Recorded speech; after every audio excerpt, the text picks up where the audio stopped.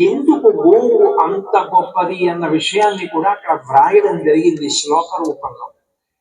ప్రతిరోజు ఉదయాన్నే ఒక్కసారి నిద్ర లేచి ఆ గోమాతని ఆ వెంకటేశ్వరుణ్ణి మనం చూశామనుకోండి, అబ్బా ఇంత గొప్పది కదా గోవు అని క్యాలెండర్ అయినా కూడా ఆ రూపాన్ని దర్శించి ఒక్కసారి నమస్కారం చేసినంత మాత్రం చేత వెంకటేశ్వరుడు ఎంతో ప్రీతి చెందుతాడు. అందుకే మొట్టమొదటి పేజీ అలవు వెంకటనాయక కాబట్టి వెంకటేశ్వర అవతారానికి గో మాతకి ఉన్నటువంటి అనుబంధాన్ని ఆవిష్కరిస్తూ ఎందుకు ఆయనకంత ప్రీతి అన్న విషయాన్ని కూడా నిరూపణం చేస్తూ భీష్మాచార్యుల వారు చెప్పినటువంటి సంస్కృత భారత శ్లోకాన్ని ఉటంకిస్తూ ఇవ్వడం జరిగింది. ఆ తరువాత రెండవది గో పూజకి గో ప్రదక్షిణానికి సంబంధించినటువంటి చిత్తరు. పరమ మంగళప్రదంగా ఉండాలి గోవు, హితకరమైన పాలనిస్తూ పుష్టికరంగా ఉండాలి అంటాడు. విరాట పర్వంలో ధర్మరాజు గారు ఉన్న చోట ఎటువంటి గోవులు ఉంటాయో చెప్పాడు భీష్ముడు. అటువంటి గోమాత అది నడిచి వెడుతుంటే ఒక డెక్క పైకి ఎత్తింది. మనకి స్నానం అంటే బయట నీటి స్నానమే కాదు, నిజానికి సాయంకాలం వేళ ఆవులు ఇంటికి తిరిగి వస్తున్నప్పుడు గోవు యొక్క డెక్క నుంచి పైకి రేగినటువంటి ధూళి మీద పడాలి. దాన్ని గోధూళి స్నానం అంటారు. పరమ పవిత్రమైనటువంటి స్నానములలో అదొకటి. కృష్ణ పరమాత్మ ప్రతిరోజు గోవుల వెనక నడుస్తున్నటువంటి గోధూళి మీద పడేటట్టుగా వెళ్ళేవాట. గోధూళి ధూసరిత కోమల కోపవేషం గోపాల పాలక శతై ననుగమ్యమానం సాయంతనే ప్రతిగృహం పశుబంధనార్థం గచ్చంతమచ్యుత శిశుం ప్రణతోస్మి నిత్యం అంటారు. అటువంటి ఆవు ధేను సహితంగా అంటే దూడ సహితంగా అక్కడ ఉన్నది అంటే దాని అర్థం ఏమిటంటే సమస్త దేవతలు కలిపి అక్కడ నిలబడినట్టే లెక్క. అటువంటి గోవు అక్కడ నిలబడి ఉండగా, దూడతో కలిసి నిలబడి ఉండగా, ఆ గోవుకి యజమాని ధర్మపత్ని, కొడుకు, కూతురు. ప్రారంభంలో చిన్నపిల్లలు ఎలా ఉంటారు, చిన్నపిల్లలతో కలిసి ఆ ఆవుకి దూడకి ప్రదక్షిణం చేశాడనుకోండి, అది ఎంత ఫలితాన్ని ఇస్తుందో భీష్మాచార్యుల వారు మహాభారతం సంస్కృత భారతం అనుశాసన పర్వం 69వ ఆశ్వాసంలో 7వ శ్లోకంలో చెప్తారు. అందులో మాతర సర్వభూతాన గావః సర్వసుఖప్రద వృద్ధి మాకాంక్షతానిత్యం గాభత్కార్యాః ప్రదక్షిణాః. మాతర సర్వభూతానాం, ఒకరికి ఇద్దరికి అని కాదు, గోవు సమస్త ప్రాణులకు తల్లి. దేవతలకు కూడా తల్లి ఎవరు అంటే గోమాతయే. అందుకే గోమాతకి ప్రదక్షిణం చేసినంత మాత్రం చేత సమస్త మాతృస్వరూపములకు ప్రదక్షిణం చేసి నమస్కారం చేసినట్టే. సాధారణంగా ఎంత వయసు వచ్చినా తల్లి శరీరం విడిచిపెట్టేస్తుంది అంటే బిడ్డ ఆక్రోశిస్తాడు. జగన్మాత తల్లిని తీసుకునేటప్పుడు గోమాతని, భూమాతని, లోకమాతని, దేశమాతని ఇచ్చి అప్పుడు తల్లిని తీసుకుంటుంది. అందుకే పుట్టినరోజు నాడు తల్లి లేకపోతే గోవుకి ప్రదక్షిణం చేస్తే అమ్మకి ప్రదక్షిణం చేసినట్టే. అమ్మ పెట్టిన మొదటి పదార్థం తిన్నదానితో సమానం ఆ రోజున ఆవు పాలు తాగడం. అంత గొప్పదైనటువంటి గోవుకి ప్రదక్షిణం అన్న మాటకు అర్థం ఏంటంటే దక్షిణం అంటే కుడి. ఎప్పుడూ కుడివైపుని ఉండేటట్టుగా తిరిగితే ప్రదక్షిణం అంటారు. నేను ఇప్పుడు ఈ మైకులకి ఇలా వెళ్ళాను అనుకోండి కుడి పక్కకు ఉంటాయి, ఇలా వెళ్ళాను అనుకోండి ఎడం పక్కకు ఉంటాయి. అలా కాకుండా నేను గుండ్రంగా తిరిగాను అనుకోండి నా కుడివైపుకి మాత్రమే ఉంటాయి. కేవలము కుడివైపుకి మాత్రమే ఉండేటట్లుగా తిరిగితే దాని అర్థం ఏంటంటే నువ్వు నాకు జీవోద్ధరణ చెయ్యగలిగినది. నేను గతంలో చేసిన పాపములు ఉంటే ఆ పాపముల వలన నేను ఏదైనా విశేషమైన దుఃఖాన్ని పొందవలసి ఉంటే ఆ పాపమును భంజించి ఆ దుఃఖము నాకు రాకుండా అనుభవంలోకి చేరకుండా నన్ను రక్షించగలిగినటువంటి భగవత్ స్వరూపాన్ని నువ్వు. మాతర సర్వభూతాన, వాళ్ళకి వీళ్ళకి కాదు, సమస్త భూతములకు నువ్వు తల్లివి.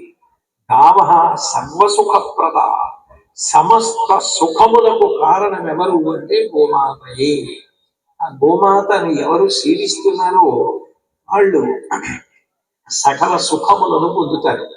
కాబట్టి వృద్ధి మాకాంక్షత నిత్యం. జీవితంలో ఎక్కడ వేసిన గొంగలి అక్కడ వేసినట్టుగా ఉండిపోవాలని ఎవరు కోరుకోరు. జీవితంలో వృద్ధిలోకి రావాలి అని కోరుకుంటారు. వృద్ధిలోకి రావాలి, మనకి ప్రతిబంధకాలు పోవాలి, మనం చేసినటువంటి దోషాలు పాపాలు మనకి ప్రతిబంధకంగా రాకుండా ఉండాలి అంటే అట్లా చెయ్యగలిగినది ఏది అంటే గోమాత. ఆవిడికి ప్రదక్షిణం చేయడం అంత గొప్ప.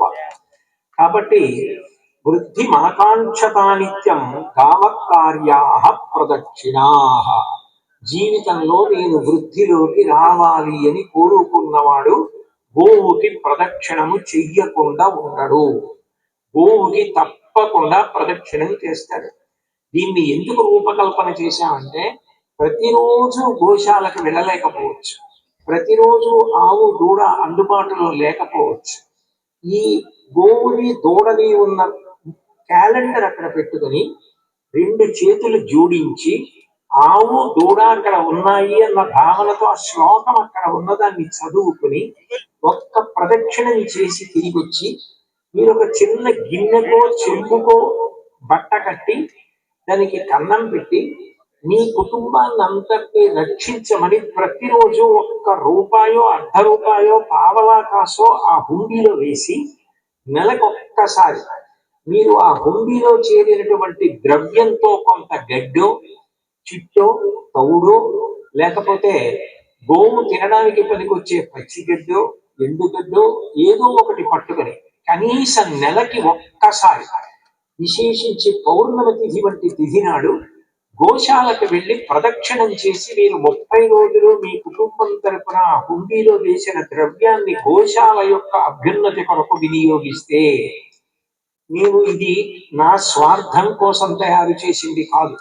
ధర్మవర్ధిని సంస్థ వారు ఏదో లాభాపేక్షతో దీన్ని తయారు చేయలేదు.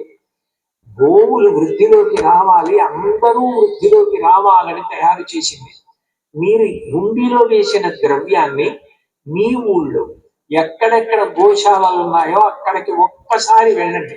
ఒక దేవాలయానికి వెళ్ళడం కన్నా గోశాలకు వెళ్ళడం చాలా చాలా గొప్పది. గోశాలకు వెళ్ళడం అలవాటు మీ పిల్లలు మీ భార్య ఒక్కరోజైనా నెలలో ఒక పౌర్ణమో ఒక ఏకాదశో ఏదో ఒక తిథి పెట్టుకుని తప్పకుండా వెళ్ళి ఆవుకి దేవుడికి ప్రదక్షిణం చేసి మీరు హుండీలో ప్రతిరోజు వేసిన ద్రవ్యాన్ని గోశాలకి ఇచ్చేసేయండి. మీరు ద్రవ్యం ఇవ్వద్దు అని అనుకుంటే ఆవుకి పనికొచ్చేది, ఆవు తినేది, మీకు ఎంత ద్రవ్యం సమకూరిందో అంత ద్రవ్యంతో మీరు కొని పట్టుకెళ్ళి గోశాలకు ఇవ్వండి. గోవుల్ని పోషించడం గోశాలకి తేలికవుతుంది. గోవులు వృద్ధిలోకి వస్తాయి. మీరు ప్రతిరోజు గోప్రదక్షిణం సశాస్త్రీయంగా చేసినట్టు అవుతుంది. ఎందుకంటే ఏ శ్లోకం చెప్పి ప్రదక్షిణం చెయ్యమని భీష్మాచార్యుల వారు చెప్తున్నారో ఆ శ్లోకాన్ని చెప్పి ప్రదక్షిణం చేసినటువంటి ఫలితాన్ని పొందుతాం. రోజు గోశాలకు వెళ్ళలేకపోయినా కేవలం ఆ క్యాలెండర్ లోంచి ఈ ఫోటో ఉన్నటువంటి పేజీ అక్కడ పెట్టుకుని మీరు ఒక్క ప్రదక్షిణం చేసి హుండీలో 10 పైసలు వేయండి. 30 రోజులు అయిపోయిన తర్వాత పట్టుకెళ్ళి గోశాలకు ఇవ్వండి. నేను శాస్త్రాన్ని ధర్మాన్ని పరిపూర్ణంగా నమ్ముకున్నామని మిమ్మల్ని గోమాత కాపాడి తీరుతుంది. దేవతలందరూ కాపాడతారు. గోవు ప్రదక్షిణం సకల సుఖ వృద్ధి కారకము. సాధారణంగా న్యాయశాస్త్రంలో ఒక వ్యక్తి మరణశయ్య మీద పడుకుని చెప్పినది ఏదుంటుందో అది తిరుగులేని సాక్ష్యంగా స్వీకరిస్తారు. భీష్ముడు నిజానికి అంపశయ్య మీద పడుకుని ఉండగా కృష్ణ పరమాత్మ వెళ్ళి చెప్పమని అడిగితే నాకేం అంతా కారిపోయింది, బాణాల పంజరం మీద పడుకుని ఉన్నాను, నేను ఏం మాట్లాడగలను, నాకు స్ఫురణలో ఉంది కానీ మాట్లాడలేను, శరీరం సహకరించదన్నాడు. నువ్వు వెళ్ళిపోతే ఇక ధర్మం చెప్పేవాడు లేడు. నీకు తెలిసినన్ని విషయాలు ఇక లోకంలో ఎవరికీ తెలియవు. మీ శరీరములకు బాధ కలగకుండా నేను వరమిస్తున్నాను. నువ్వు మాట్లాడమంటే లోకం కోసం అని చెప్పి మాట్లాడాడు. మాట్లాడినది కూడా అనుశాసన పర్వంలో ఏదైనా భీష్ముడు మాట్లాడాడు అంటే మీరు దీని గురించి ఇంకా బుద్ధి పెట్టి ఆలోచించక్కర్లేదు. ఇది శాసనం. ఇది నుంచి పాలకుల దగ్గర నుంచి బాధితుల వరకు అందరూ మీరు ఇది అమలు చెయ్యడానికి యోగ్యమైనది చెప్తున్నానని శాసిస్తున్నానని చెప్పడానికి అనుశాసన పర్వంలో చెప్పాడు.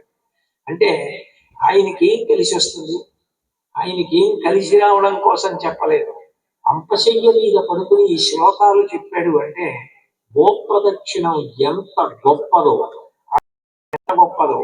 మనం వృద్ధిలోకి రావాలి, మన పిల్లలు వృద్ధిలోకి రావాలి, మన వంశం వృద్ధిలోకి రావాలి అంటే ఇటువంటి శ్లోకం చదివి ప్రదక్షిణం చేసి మీరు ₹1 వేయండి చాలు.